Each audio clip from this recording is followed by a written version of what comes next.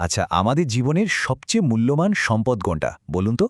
টাকা পয়সা, নামডাক নাকি অন্য কিছু? চলুন আজ একটা খুব পুরনো কিন্তু ভীষণ জরুরি গল্পের মধ্যে দিয়ে সময়ের আসল দামটা খোঁজার চেষ্টা করি। আচ্ছা, একটা দিনের আসল দাম ঠিক কতটা হতে পারে?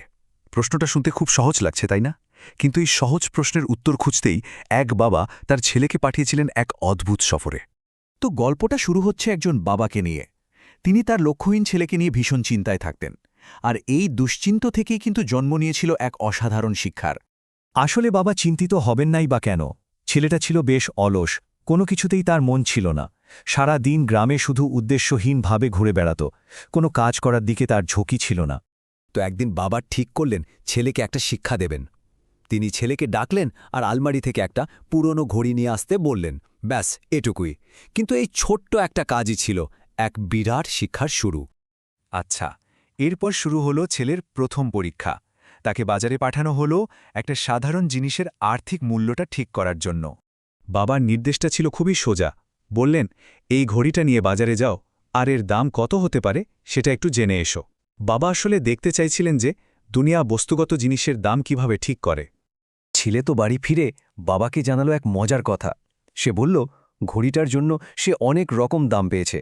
কেউ বলেছে ৫০০ টাকা, কেউ ৮০০, আবার কেউ কেউ ১,০০০ টাকা পর্যন্ত দিতে চেয়েছে। মানে একই জিনিসের দাম এক একজনের কাছে এক এক রকম।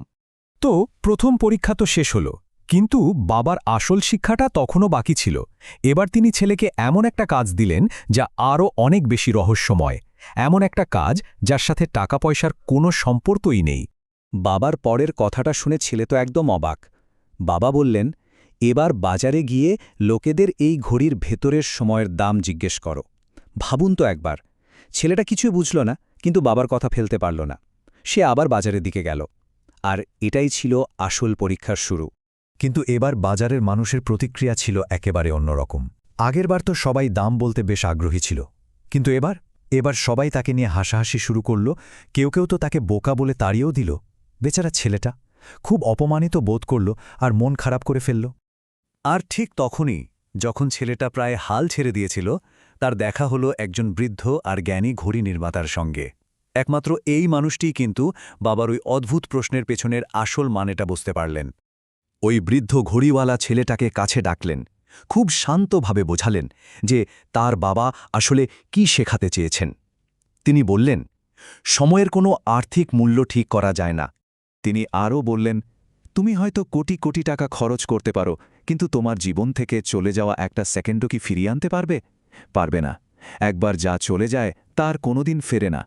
আর ঠিক এই কারণেই সময় এত অমূল্য। মানে ঘড়িওয়ালা খুব সহজ করে সময়ের দুটো দিকের কথা বললেন, একটা খারাপ দিক আর একটা ভালো দিক। খারাপ দিকটা হলো সময় চলে যায়, বয়ে যায়। আর ভালো দিকটা কি? ভালো দিকটা হলো এই বয়ে যাওয়া সময়টা কিভাবে খরচ করা হবে, সেই সিদ্ধান্তটা কিন্তু আমাদের হাতেই থাকে। ভেবে দেখুন, দিনের শেষে ধনী গরিব সবার জন্যই কিন্তু দিনে মাত্র ২৪ ঘণ্টায় বরাদ্দ।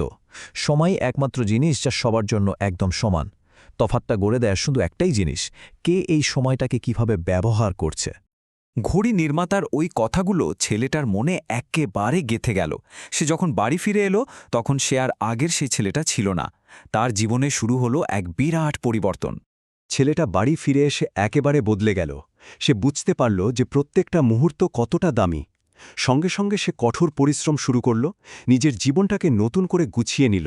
আর হ্যাঁ, তার বাবার শিক্ষাটা অবশেষে কাজে লেগেছিল। তাহলে পুরো গল্পটার সারমর্ম কি দাঁড়ালো? এটাই যে সময় আমরা বিনামূল্যে পাই ঠিকই, কিন্তু এটা অমূল্য। সময়কে কেনা যায় না, কিন্তু কাজে লাগানো যায়। এটাকে ধরে রাখা যায় না, কিন্তু খরচ করা যায়। আর সবচেয়ে বড় কথা হলো, একবার হারিয়ে গেলে তা আর কোনোদিনও ফিরে পাওয়া যায় না। এই গল্পটা শেষে আমাদের সবার জন্য একটা প্রশ্ন রেখে যায়। যেহেতু প্রত্যেকটা মুহূর্তই এত দামি, তাহলে আমরা আমাদের পরের মুহূর্তটা কিভাবে কাটাতে চলেছি?